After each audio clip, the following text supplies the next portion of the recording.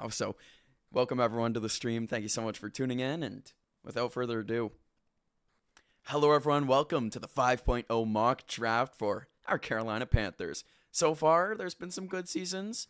No, that's not true. So far, there's been some mid-seasons. So far, there's been some bad seasons. Today, we're making the playoffs. I'm not even gonna guarantee Super Bowl anymore. It hasn't been going well for us. So we're making the playoffs. Hopefully, we have a positive record. And here's the biggest thing that's going to be changing. I've been listening to you guys. I read your comments.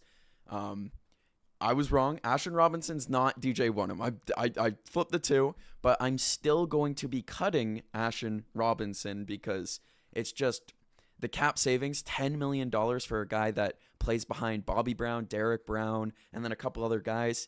Yeah, I'm good. I'm good on, he's a plenty good player. Thank you, everyone, for calling me out because, yeah, I was definitely wrong about that, but he's definitely still a cut candidate. And then the second cut in this one, some Panthers fans might get upset. Other Panthers fans will say, finally, we're going to cut Xavier Legette. We're going to do it. I'm giving up on him after, 2 seasons? But I'm doing it. We got to do it. And then I'm only going to do 2 contract restructures, Derek Brown's, and then we're going to do Taylor Moton. So that's going to give us $36 million a cap heading into the offseason. Just going to keep it basic, just those 4 moves. Let me know how realistic that is. And again, I listened to you guys. Ashton Robinson is not bad. He's just not worth the money we're going to pay him. And that $10 million, I'm confident can be used elsewhere. So let's go through it. We're going to hop into free agency. I'm going to really be trying to pick up a safety. Of course, I got to go back on the mistakes that I've made in the past with grabbing Cook, which was not the correct Cook. That was definitely on me, if we're going to be perfectly honest. I might have signed to the wrong player in the past, but regardless, we're going to get in here. Rico Dowdle, you can walk. I'm sure everyone is fine with that. David Moore, because he's Canales' guy. Oh, wow. I always forget. David Moore doesn't want $1 million, or he doesn't want 1.1. I want to bring David Moore back just because he is Canales' guy. Suffered an injury a lot this year, but from all the videos that I've seen of the Panthers team, he is a really big locker room presence for this team. And that's the same thing with Bryson Tremaine. Now, Bryson Tremaine will just take the $1 million flat. Maybe it's an overpay. Maybe there's a better receiver, but really it's a guy who knows the system and in a few games came up really big for us. Of course, we see Legette here. Sayonara. Jalen Coker. Kind of unrealistic that he's only going to take $1 million, but yeah, whatever. We could live with that. James Mitchell, if it's more than $1 million, we're not bringing you in. Yash Nijman, we all know that we need him with the Ike Okongwu injury. He actually did play some not bad games. He did play a lot of bad games, though, if we're going to be honest with each other. Now, Kurhan, another guy that I really liked. If he'll take 1.1, that's a steal, but I might give him the 1.2. I think he deserved it after last year. Another guy that stepped in big with Robert Hunt going down. Icky was injured a couple times. Inside the line, we had a couple injuries as well. I mean, that's Robert Hunt. Cade Mays didn't start the season as our center and then turned out to be amazing. So as much depth as we could get there, I'm happy. Speaking of depth, Brady Christensen. He's probably not going to take that. Yeah, because he proved to be so valuable to this team. And I'm going to let him walk this time. I am. I'm sorry. I know how valuable Braden Christensen can be. You know what? No. I'm going to keep Braden Christensen over Austin Corbett. Wow, okay, Braden Christensen. Never mind. If he wants more than 1.5, go make your money. Now, Austin Corbett, I have been a hater of his in the past, but when he plays guard, he's not bad. Just don't put Corbett at center. I know it says OC, but we all know he's... Well, we lost. We lost when he played center. That's really the fact of the matter. And now, Cade Mays, this is the guy I go back and forth with because we all know he doesn't want $10 million. Now, if I give him $10 million with a 100% guarantee, he still doesn't want it. So, yeah, I think we're just going to go grab a new center in free agency. I really think that's just how it's going to be just because the market value for Cade Mays, $12 million. Good on him. He earned that money, but it's just not money I want to shell out when we only have $29 million left in cap. And I haven't even gotten to re-signing anyone on defense. So let's jump right down to it. We have Ashton Robinson. I have no clue how much he's actually going to ask for. That's That's a great point. Like, if he's going to ask for like 1.5 million, okay, if he's going to ask for that, we're not bringing him back. And clearly he is. But a guy like Gibson played good minutes for us. A guy like Incoom played really valuable minutes for us down the stretch. These are guys that I feel like need to be brought back as depth guys. Same with Isaiah Simmons. Now, of course, on this website, I will say Isaiah Simmons he might get paid more than that in real life, but 1.2 feels good to me. Roseboom, I do want to bring back, but we are going to sign one linebacker. Who's it going to be? I don't know. But for 2.5, I'm happy to have Roseboom again. Honestly, was a kind of a shining spot for this team in a lot of games there, especially the first couple games when they took the green dot off his helmet. Wow, sky was the limit after that for our boy, Christian Roseboom. As we're also going to bring back Shirelis. He's not the best, but for $1.1 million, he could do a whole lot worse, and I like the depth. Same with a guy like Robert Rochelle. I think he's going to be another $1.1 million guy. No. All right, well, if he's not going to take 1.1, we're going to go draft some cornerbacks to really fill out the room. Now, I will say, Mike Jackson, eternally disrespected by this website. Mike Jackson emerged as the best corner in our room. He outplayed J.C. Horn for some of the games. I think it was 50-50 on who our most dominant corner was, but this website definitely disrespects him a little bit. So, take that how you will. And I always laugh, 2 Michael Reeds. We're not going to sign either of them, but I will bring back Tamari Richardson just for depth. And then we have $20 million. I do want to bring back Sam Martin, and I do want to bring back J.J. Jensen. Now, I know Sam Martin wants money. $2 million? That's actually not as bad as I thought it was going to be. And then J.J. Jensen, who we did re-sign in real life. This is not updated to it. It was for 1.2 million, 1.12, something like that. But either way, we'll bring back the team dad, Jansen, for another year. So now this is where it all matters. This is where the season is made or broken, and just after this, we will be hopping into free agency. The first thing I'm going down is we're going to Cincinnati, and we're just going to check. They franchise tag Trey. Well, worth a shot. So first thing I'm going to do is bring in a new center, because I'm not confident having just Corbett and what is it? Samak. Now, the guard room, maybe we bring in another depth guard because we did lose Christensen, but definitely don't need a tackle, I can tell you that much. So first thing we're going to do is go for a center. A guy I really like is the former New Orleans Saints guy, if he's there, of course, as we're going to scroll down and look for our main man, Luke Fortner. He's a cheap option who he'll be fine. Of course, the Saints have not a bad O-line, and they haven't had a bad O-line for a couple of years now. So Luke Fortner, $6 million. Welcome aboard. Welcome to the squad. His market value is about 6.18, so I think 6 is right on the money, and probably could have underpaid him a little bit, but either way, we're going to be happy with that 6. We got our new center for half the price that Cade Mays is going to be. Now, looking around, I got... Ooh, sorry, microphone hit. I have... Why can't I not? Oh, there it is. I completely blanked. Now, cap space. We only have $11 million. That means I'm going to look for one $5 million, one $6 million player, and maybe even one $4 million safety, one $4 million linebacker, and then I'm going to grab maybe I'm going to go depth linebacker. So here we go. Let's look for a safety. I'm looking at the market value on my other screen here as we pop over, and a player I like for the value. Nick Scott's market value is really $5 million. That's ridiculous. That's crazy to me. But if this guy's here, Melifuanu, that would be a nice guy to pick up. I'm not even going to try to pronounce the first name. I'll make a fool of myself. But, yeah, he's not here. He was protected. He's the guy from Miami. He's played 5 years in the league already. I would have liked it. He's also a very cheap option. PJ Locke is another guy where he comes from the Denver Broncos. He played 6 years.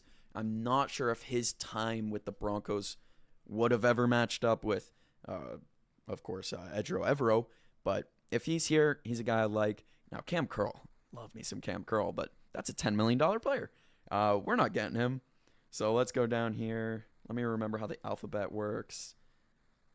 No, PJ is also not here. It looks like a lot of these guys that I really want are getting scooped up from under my nose. As I'll look for Andrew Wingard, see if he's here as well, and he is. So I'm gonna go Andrew Wingard from the Jaguars, as his market value is $5 million. Maybe a little bit pricey. We'll see if he'll take a 4.5. Yes, he will. Okay, we're happy with that. Welcome aboard, Andrew Wingard. As next up, we're going to be looking at a linebacker for roughly $4 million. This is what we have to work with, because I want to sign a 2.5, a $2 million linebacker, and then we'll see what we have left over for anything. I'm trying to think of any other depth positions, maybe a depth wide receiver, but let's just say I got some plans. So looking at the linebackers, looking at the $4 million range, I'm seeing three guys jumping out to me: Matt Milano, Eric Wilson, and London Roberts. I've got Matt Milano in a ton of these. Leo Chanel's also poking around at that $4.5 million as well. But in this one, we're going to dip into the Minnesota Vikings system. I'm going to go see if I could get an Eric Wilson. I mean, the Vikings, how good can you be at defense for a prolonged time? Well, this team is proving. Apparently a very long time. As Alex Anzalone is here. His market value is $7 million right now. But if I could bring him in for 5, then I'm going to be laughing. No. Well, worth a shot. We're not going to get Anzalone. So anyways, let's go back over to our main man, Eric Wilson. 31 years old. We need a we need a guy, a veteran guy, that's the word I was looking for, to really take over this linebacker room. I mean, Roseboom is a veteran, sure, but I just don't think he's that alpha linebacker. Maybe this guy will be, maybe he won't. Maybe Trevin Walls just grows into that role instead, as he's not even here. How funny is that? As we're going to look at some other guys. I mean, Devin White for cheap, if he's here. I don't mind a Devin White for cheap coming from Las Vegas. There's a real chance that this could be our guy here. He's bounced around, drafted, of course, to the Buccaneers, and then went to the Philadelphia Eagles, then with the Texans. So he's bounced around a little bit, but he's definitely a guy I could see us bringing in here, especially just for the price tag. As when you look around at the market value for these upcoming guys, it's like maybe Alex Singleton, if he's here, then if it's not going to be Anzalone, he's not here either. This is tough. Hey, shout out to the Vikings. Re-signed all their defensive guys. I don't want to dip into it, but we might just go the Matt Milano route, as he's one of my guys. I mean, of course, I live in Bills country, so it's kind of hard to avoid a guy like Matt Milano making some headlines here when, they do anything. As Kay Nels is also there, but again, talking money, he wants $9 million. I was trying to remember, there's Leo Chanel, but we'll change it up this time, as Matt Milano is not here. Every single option I'm trying not to dip back into the Leo Chanel well, but we might just have to here, as most of the guys. EJ Speed, are you going to be here? Yes. Okay, we'll go EJ Speed. We'll change it up. His market value is 4.9. We're going to see if we could just get away with lowballing him for 4. Okay. All right. Well. All right. Well, I'm willing to spend. I am. I'll be real. I'm very much so willing to spend in a moment like this. So we'll go back over to Speed. We'll go, not $. We'll go 4.5, and he'll take it. Yes. All right. We're so close to being ready to hop into the mock draft. So one last thing I'm going to do is grab another guard. Pretty sure that is where we are light. Let's just say if an injury were to happen, we would not be sitting pretty, like at all. So let's go over to the guards here. Let's go market value, and then let's scroll down to the $2 million range. See the best guy that we could potentially pick up here. And I see Slayer. No, I'm good. That's the Chargers guy. Yeah, I'm good on that. Will Hernandez. Was the Cards line that bad? I think the Cards line was pretty bad. So, you know what? If this guy's here from the Dolphins, Liam Eichenberg, he's a guy that's had to protect Tua Tagovailoa, and let's just say Bryce is a little bit more mobile, to say the least, just a tiny little bit more, as I, again, have to remember how the alphabet works sometimes here. And here he is. So let's see if we could get him for 2. Just flat. That would be nice, as I'm hitting all the wrong buttons on my computer. Ignore that. As $2 million, he takes it. That leaves us with $300,000. Now, I don't think we're gonna get anyone for that $300,000. I'm gonna be real with y'all. I think that's wishful thinking that I'm even looking right now. I think is wishful thinking. But what if we could get a guy? What if we could get literally anyone? Nah, Zamir White, the running back, he's potentially the cheapest guy, but I doubt he's gonna want. I think he would probably say never talk to me again. So with our $400,000, give or take, we're hopping into the draft. And now you might be saying to yourself, hey, Curtis, you cut Xavier Legette. Do you have a plan?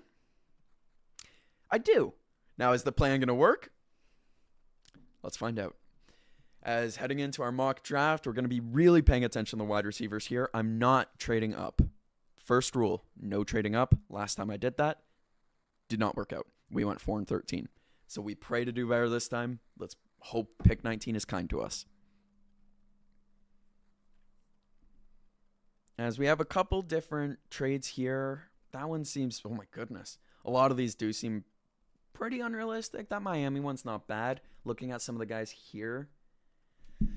And that's the risk I'm going to run. I see Casey Concepcion and Denzel Boston. So we're going to take pick 28 and pick 75 from Miami for pick 19. I'm not trading up, but we are trading down. Paying attention to the picks, paying attention to the guys, and I see the name I want. See you later, Xavier Legette. Welcome, Denzel Boston. That's huge. And it gives us another pick in a draft where if you look at the Panthers draft room, we don't have so many picks. Before the trade I just made, it would have been 1, 2, 3, 4, 5, 6, 7. Trade gives us more room, more flexibility. I love this. Now pick 51. Yo! No way he slipped! Unrealistic. Super unrealistic. But, oh my gosh, what a victory. Caden McDonald at 51? This is not realistic, y'all. This is not realistic, but we might. There's a genuine chance, y'all. There's a genuine chance this is our playoff team. I'm feeling good. I'm feeling good right now. I see an offensive tackle there I like. I see Malik Muhammad I like. I see Michael Trigg, who I don't mind either, bringing in another tight end. But do I trust Jatavion Sanders? I think Trigg's got to be my guy here. Out of Baylor, 6'3", 250. He went to some good schools here. I think it's tough. And that's more comments that I've gotten is people saying Canales' offenses don't use the tight end. And while maybe that's true, maybe we don't use tight ends because we don't trust our tight ends. Who knows? I think third round might be a bit early on tight end. I think I'm gonna grab. I think I'm torn now. Malik Muhammad or Jake Galde. What do I think we are worse at? And I think safety, corner. Yeah, it says we're fine on linebacker. I don't know how much I believe this, but we'll go. We'll go Malik Muhammad. We will beef up that room. I know that room does need beefing up, so we'll do it. We'll do it. I think that's going to be the right move.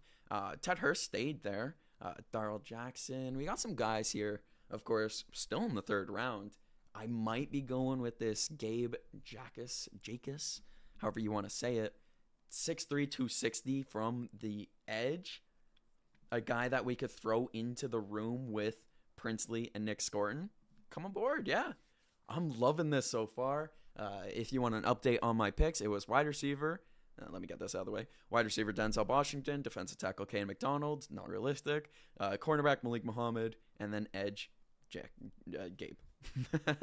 As we might look for a guard again here because I know it's a very thin guard room. That was my fault. So I do like Jude Bowery, but I also like Bo Stevens.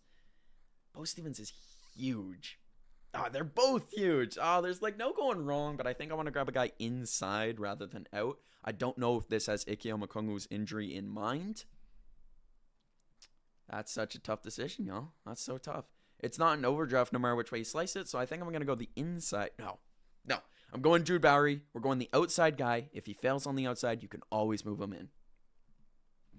Maybe that's a bad philosophy, Maybe that's not the way I should be thinking about prospects, but, I think it's going to work out. I think it's going to work out great, That's optimism right there. It's going to work out great. We know that we can train him to be better.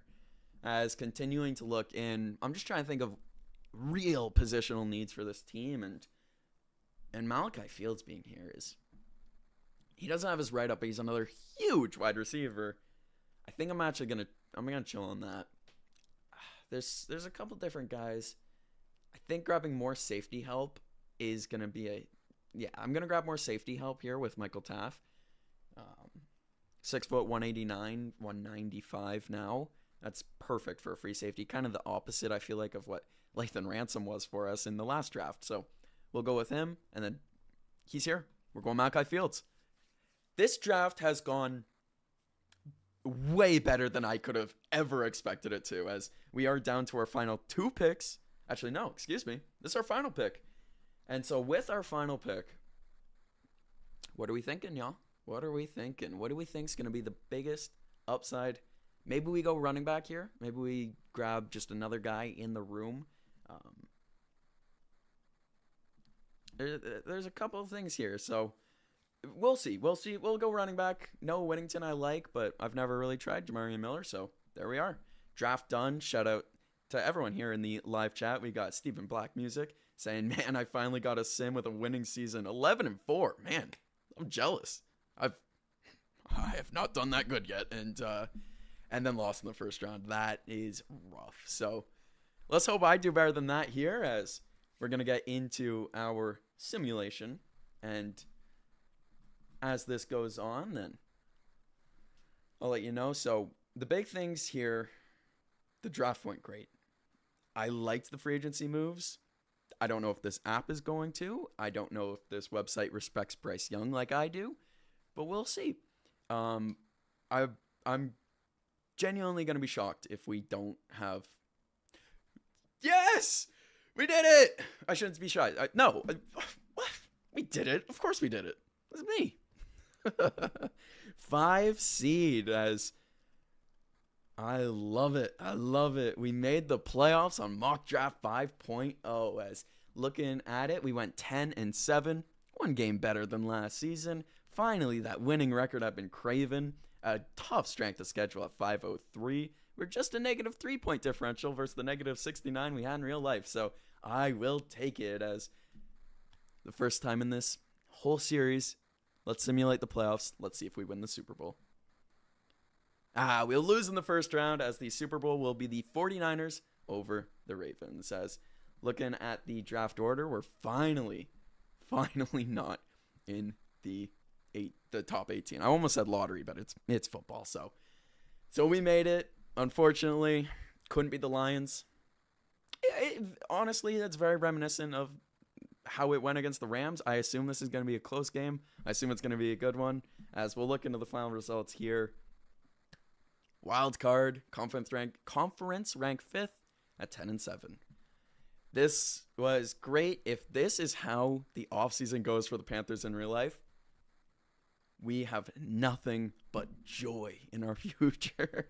But we'll see. As we'll just look at the game predictors here above my head. We lost after a huge win streak to end the year. That's 4 straight right there. And if this is what the season looks like, then consider me happy and count me in. So that's going to do it for our Mock Draft 5.0. Thank you all so much for tuning in, as best one we've had so far. Till next time, of course, doing this weekly, every single week here on the CollingsThodeNetwork. So if you're watching this as a video, you want to see it live, make sure you subscribe, hit that bell icon down below, and tune in next Friday. Peace, everyone.